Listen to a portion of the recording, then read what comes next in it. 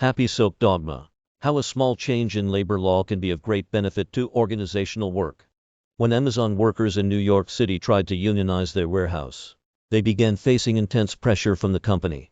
Amazon representatives promised to fix employer grievances, as long as they did not support the union.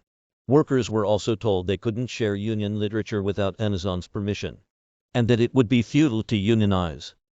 Because according to reporting from Motherboard, at the time the union organizers were thugs. Amazon workers in Bessemer, Alabama faced their own union-busting tactics ahead of their historic election. Technically, these kinds of union-busting behaviors are illegal. But labor experts say there's barely any teeth to the current labor laws that would actually prevent companies from taking these actions. Amazon isn't alone in campaigns where unions are trying to form in a workplace. One study found that U.S. employers violate the law 41.5% of the time. All those violations, from firing employees for union activity to surveilling and harassing workers, make it harder for workers to unionize. But a change to labor law might soon be coming that could not only make it easier for workers to unionize, but have far-reaching impacts on the labor movement and our entire economy. Under the current law, when workers want to form a union, there are two paths.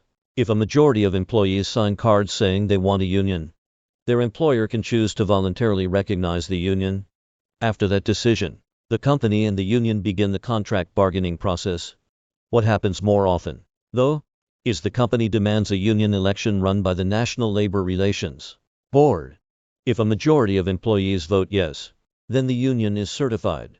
The time between when workers file a petition to unionize and when the election is actually held can leave a lot of room for employers to fight the union effort. Sometimes, they try to coerce them into voting against. Some tactics see like so-called captive audience meetings, in which employers use company time to force employees to listen to arguments against joining the union are legal. Others, like firing the workers who started the effort to unionize, are not, but can happen anyway.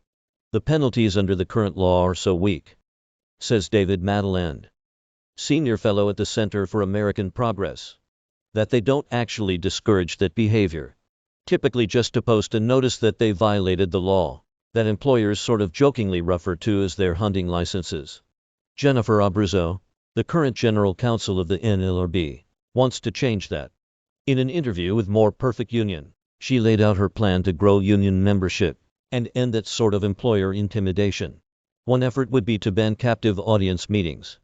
But a bigger, key component to her plan is to reinstate something called the Joy Silk doctrine, which would make it more common for workers to form a union without an election making voluntary recognition essentially the default, unless the employer has good reason to believe a majority of its do-not workers want a union and would provide stronger disincentives for employers to break the law.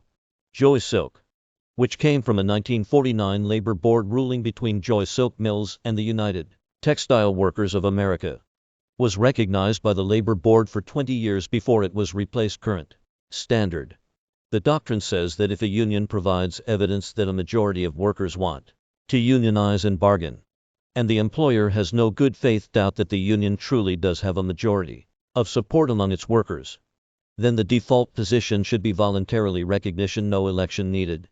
If the employer doesn't choose to recognize the union and ends up violating the law during the election process, the labor board could then order the company to recognize and bargain with the union, skipping the election entirely. The presumption is if there's an unfair labor practice, meaning the employer broke the law, then it is presumed that the workers wanted to join a union. Madeline says, the employer has to have good faith doubt, like if the employer got competing claims of majority status from multiple unions or had reason to question how legitimate a union's creed and TIALS were for not voluntarily recognizing the union, and thus for not thinking a majority of workers wanted to unionize. If the company then violates the law in trying to coerce workers into not unionizing, that indicates they didn't have a good faith reason for not believing a majority of workers wanted to unionize. If they did, they wouldn't have had to break the law. Reinstating Joy Silk could make it easier for workers to join a union, and would make the penalties for employers violating labor law more significant than they are today. Instead of just posting a notice that they violated the law, employers would be forced to start bargaining with the union. This could be a really big deal. Because workers now are clamoring to join unions and take action in ways we haven't seen in some time. Madeline says, if the NLRB makes some changes to provide real remedies in the law, I think you could see a significant amount more workers being successful in their efforts to join unions. Today, only 6% of private sector workers are union members. At the same time, 68% of Americans approve of labor unions. If workers could more easily join a union, the impact on the workforce and the entire economy could be substantial. It would be a big deal for all of society, because we would see wage increases. We would see economic inequality decrease. We would see racial and gender pay gaps close. And we would even see greater economic mobility. He says, there's a lot of good that could come from a seemingly small, sort of technical decision here.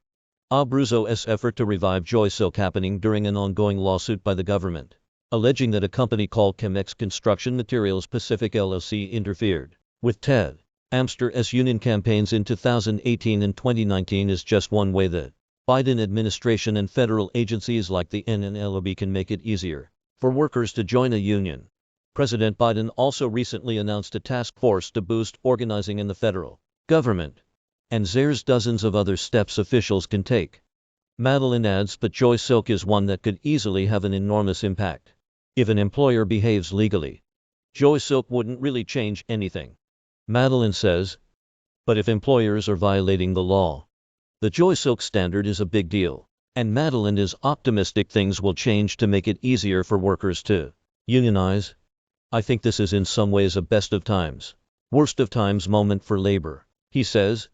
With private sector union density at just 6%, it's the lowest it's ever been. It's a real low point, but the potential is quite high for a renewed labor movement.